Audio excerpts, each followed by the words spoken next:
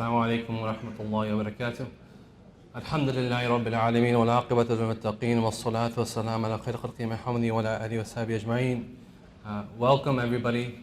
Thank you for joining us here this evening for the opening plenary session of the conference entitled Interfaces and Discourses, a multidisciplinary conference on Islamic law, theology, and biomedicine. I want to thank you for being here to join us for what I hope will be a very stimulating weekend. For those who don't know you, my name is Aasim Padela. I'm the director of the Initiative on Islam and Medicine here at the University of Chicago. I am an assistant professor of emergency medicine, and I also am faculty member of the MacLean Center for Clinical Medical Ethics. You'll get a chance to know me a lot this weekend and all of the speakers here. Tonight, to welcome you to this auspicious conference is a mentor of mine, a scholar in many different ways, Dr. Daniel Sulmasy. Dr. Sulmasy is the director of the Program of Medicine and Religion, within which the Initiative on Islam and Medicine resides. He is the associate director for the MacLean Center for Clinical Medical Ethics, which is the oldest medical ethics fellowship program in the country. He is a scholar in his own right in bioethics, hailing from the Christian Catholic tradition, and in many ways he has served as an exemplar of how to combine the practice of medicine infused with a faithful idea of how to live rightly. So with that said, I'm going to introduce Dr. Daniel Sulmasy, who will welcome us all to this conference. Thank you. Welcome to all of you on behalf of the University of Chicago. It already was mentioned at the table by Professor Musa that we have a beautiful surrounding, but that's because the medical scientists at the University of Chicago get the money, not the medical ethicists, and we're borrowing from them. But on behalf of the University of Chicago and the Program of Medicine and Religion, I do want to welcome you here. I think you're in for a great treat, and I think you all should be especially grateful to the work that Dr. Padela does. He himself, I think, actually is not only a scholar, but an example to many young people about how to be an excellent physician, an excellent scholar of his own religious tradition, Islam, and also someone who practices that tradition very faithfully. Our program in medicine and religion is really dedicated to interfaith dialogue among the three Abrahamic traditions. We thought we had to concentrate on at least three that could have enough in common to be able to talk to each other in a meaningful way.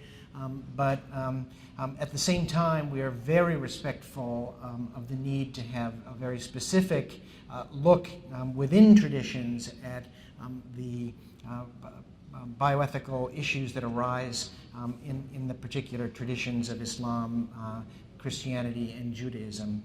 And so sometimes we talk across traditions, but for this weekend you get a great opportunity to take a deep examination within your own tradition in all of its particularity.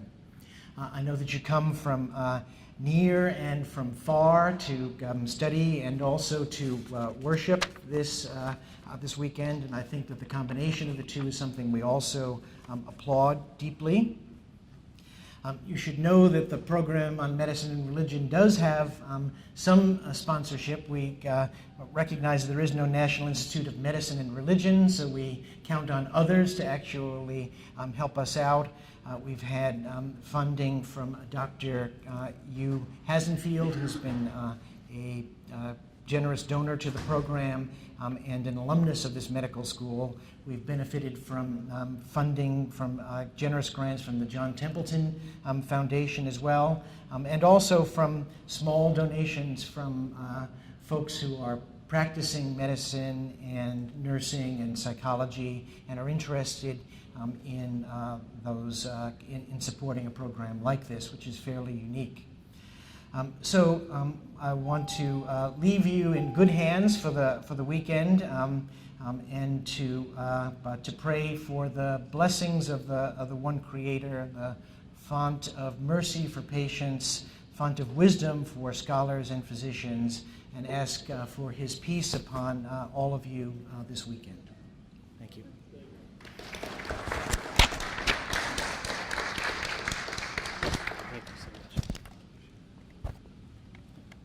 Thank you, Dan, for that wonderful welcome. So what I'd like to do is introduce the conference very shortly, and the way to introduce the conference would be to acknowledge all those who have helped put this on. So I'd like to express my gratitude to all the partners within this institution and across other institutions who have helped to convene us all together for this weekend. I want to start with also thanking the Templeton Foundation, whose sponsorship of a 2.5-year working group on Islamic theology and the human sciences actually created the structure for us to have this conference this weekend. You'll learn tomorrow that many of us in this room spent 6 weekends in dialogue and debate and conversation to think about the intersection between theology and science from an Islamic perspective, and some of that work will be presented during this weekend.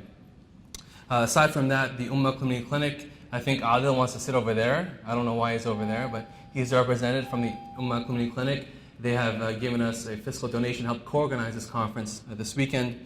The American Islamic College has also sponsored this conference. You heard from one of its professors, Jawad Qureshi, earlier today. And then within our institution here, the Center for Middle East Studies and the Department for Near Eastern Languages and Cultures have also helped to host us this evening and throughout the weekend. So if you see representatives of those auspicious institutions, please thank them. I already pointed out one here. I pointed out another, Jawad, and the other two, when I do see them, I'll try to point them out to you as well. Aside from those individuals, you notice that all the running up and down the stairs and managing of all that material there was done by Emmanuel Giles and Shaheen Najib, so please be charitable with them. They've spent many an hour. I was actually not here yesterday or the day before, so they were here till 8 or 9 o'clock last night trying to make things go right for this weekend, so please be charitable in your interactions with them, and please pass on your gratitude to them as well. With that said, before we get to our keynote this evening, you don't want to hear more from me, but you'd like to hear from Sheikh Amin, I know. Let me give you a few thoughts to lay out the motivations and aims for this conference. So I'm going to do that from prepared comments, which is not what I usually do, so just bear with me. So let's start. Although many scholars acknowledge a fundamental discourse and reciprocal influence between science and religion, multidisciplinary dialogues at the intersection of Islam and science remain few and far between. And relatively few scholars actively participate in research that crosses the two fields of knowledge.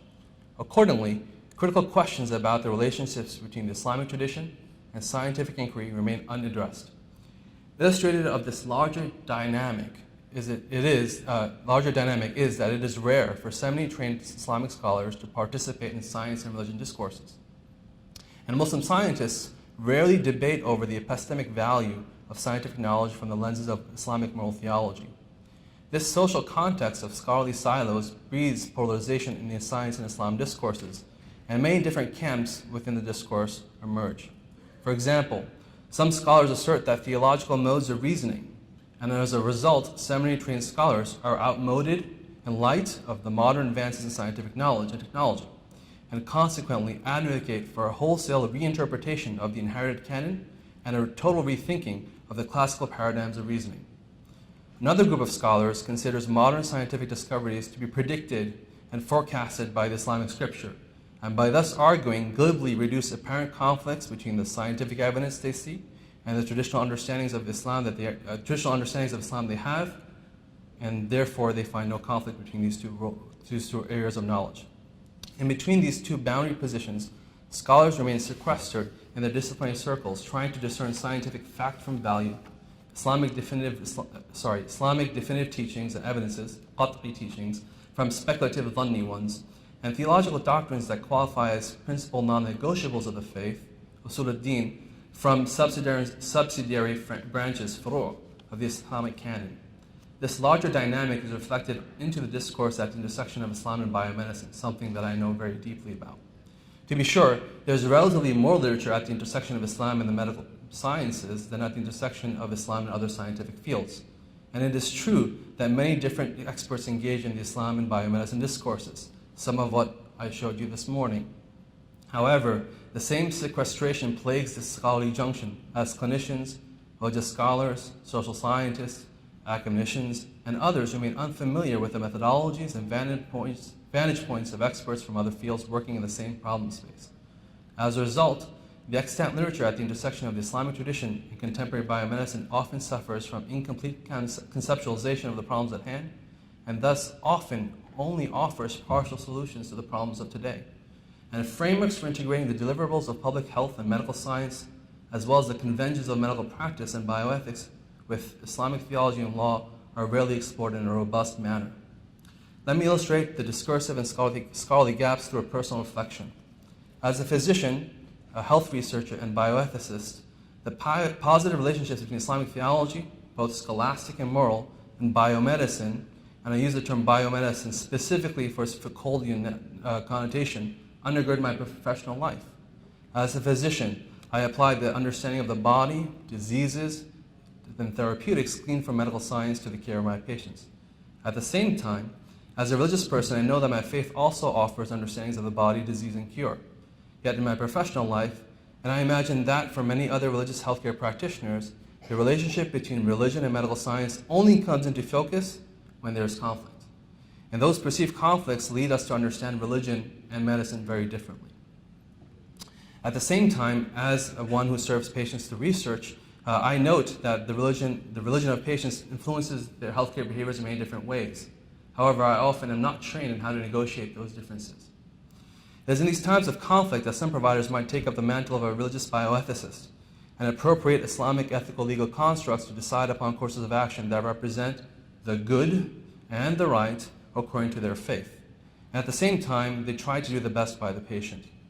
Outside of the conflict zone and in the remainder of our professional lives, there is little time for, and dare I say, perceived need for, reflection about how scientific conventions of disease and cure relate to the religious ontologies of the body and healing.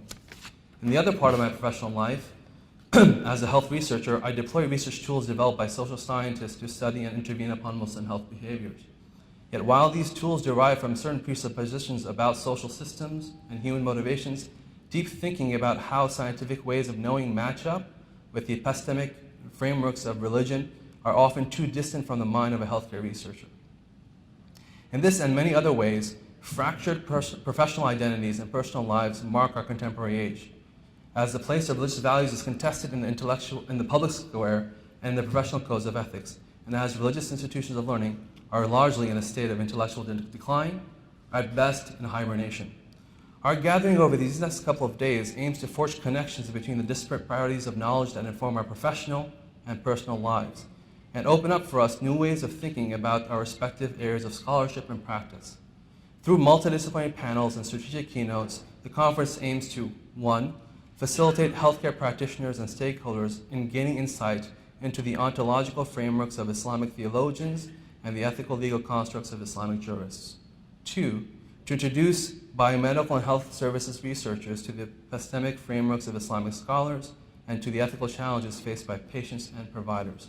And 3, allow for the rest of us who occupy the interspaces between various disciplines to understand the disciplinary vantage points of others, working together for a greater understanding of all these different related fields. Once again, to all of you, I welcome you to what I hope will be an illuminating conference this weekend. Let me now introduce our keynote speaker for the evening, Sheikh Muhammad Amin Khulbadia, who will be speaking about the role of the ulama in expounding an Islamic theosophy. You all know Sheikh Amin, so I'll say just a few words. Sheikh Amin is the founder and director of Dar al-Qasim Islamic Institute, which is here in the suburbs of Chicago. It has had a storied history where it tries to create a new space, a new way of thinking about the traditional ceremony system. Sheikh Amin and I have been engaged for many years, not the 4 decades like Professor Ibrahim Musa, but maybe part of a decade, I would say. And so we have come to know each other well, and we have had many collaborations between the Initiative of Islamic Medicine and scholars and students at Dar al-Qasim. Sheikh Amin comes from the Hanafi juridical perspective, and he comes from a line of seminary scholarship. So he has studied abroad in England and also spent some time in a Sharia court in India. So with that said, I will leave the floor to get you to the keynote. Sheikh Amin.